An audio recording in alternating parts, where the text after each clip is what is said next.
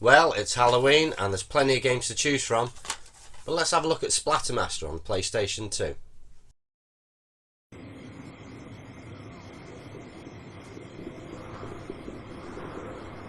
There's plenty of spooky games out there for all systems like Ghouls and Ghosts, Silent Hill, Resident Evil, Castlevania and many more. There's something about defeating the dead and wandering through creepy towers and haunted houses that's just so appealing. But there's one game that I find doesn't seem to get noticed that much. Splatter Master on the PlayStation 2. An evil wizard named Jagod has cast his spell across the village, taking control of everything. Most people fled in the panic except two old geezers who refused to leave their farm. They get kidnapped, but their beloved Scarecrow also comes to life with the wizard's spell. But he doesn't have the same effect as all the others. He wants to protect the village and more importantly save his owners. This is a side-scrolling beat-em-up on a 3D plane. There are 7 levels to get through and you start off in the fields.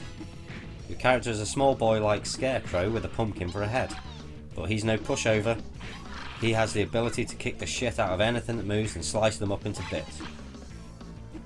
You have your health in the top left, which displays a number of hearts. Depending on the difficulty, these will deplete each hit you take. Below that is the fuel remaining for your chainsaw. In the top right is the amount of currency you have from the coins you have collected so far. You have a basic punch attack, which when the button is pressed repeatedly, you go into a flurry of punches and kicks.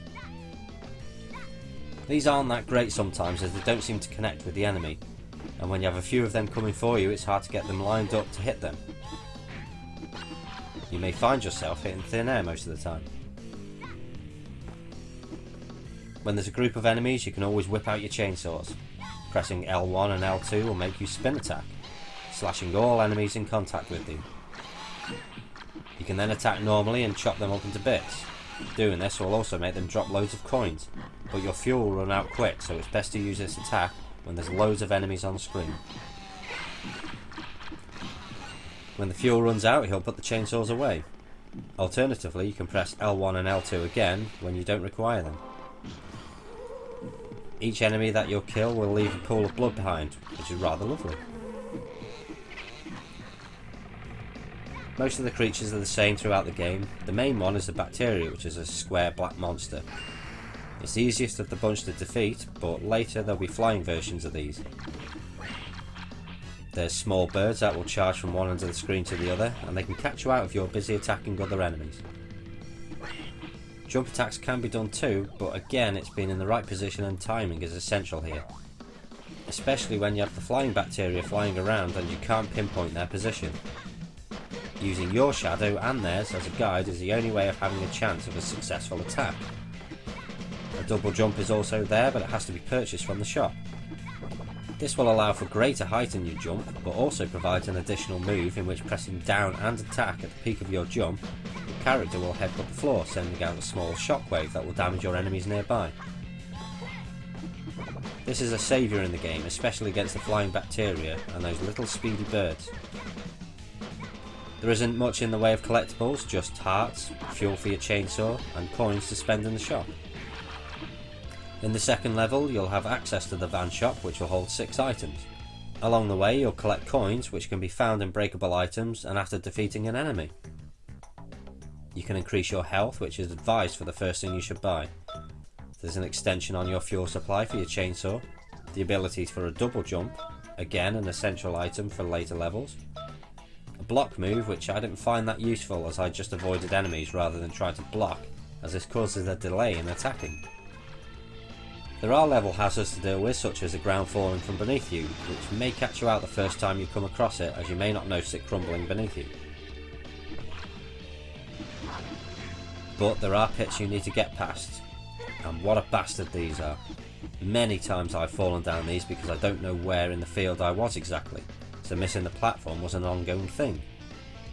Again, you can use your shadow to make sure you land safely, but you can still overshoot these and fall off because you've pushed the direction too far for too long.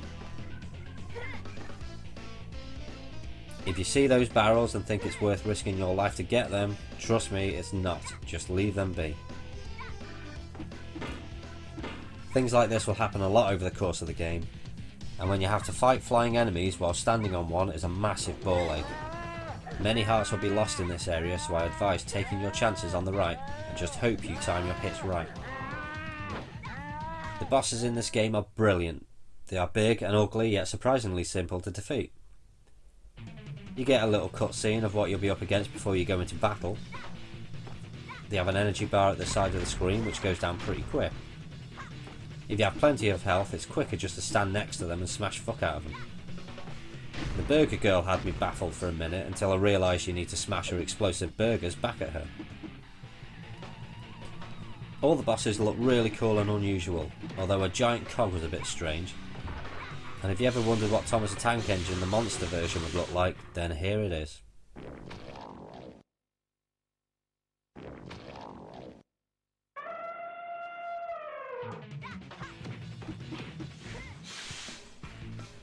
The graphics are very good, with a nice cartoon look to them. Some scenes do seem very basic, but it's not a game killer. The soundtrack actually works quite well, being metal, and suits the game just fine. There's nothing that stands out, but there's nothing that's irritating either. The gameplay, however, was a bit frustrating. As I've said, hitting enemies was never on point all the time, but you do adapt to this as you progress.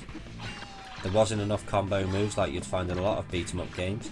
It would have been nice to have a jump kick or grapple moves or even various weapons. The difficulty for a beginner I found to be higher than average.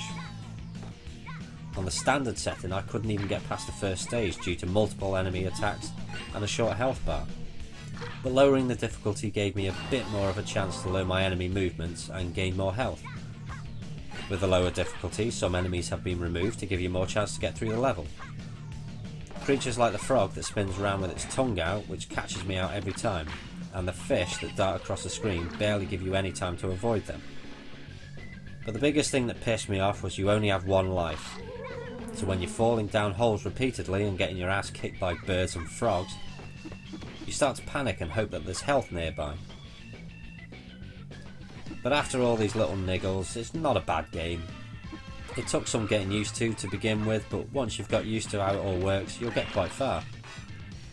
This isn't a cheap game like most for the system, it's slowly creeping up in price. The cheapest around as of today is from CEX, which is near the £40 mark. You may get lucky on eBay if you have the patience. But if a tough challenge is what you like, then this is probably worth buying.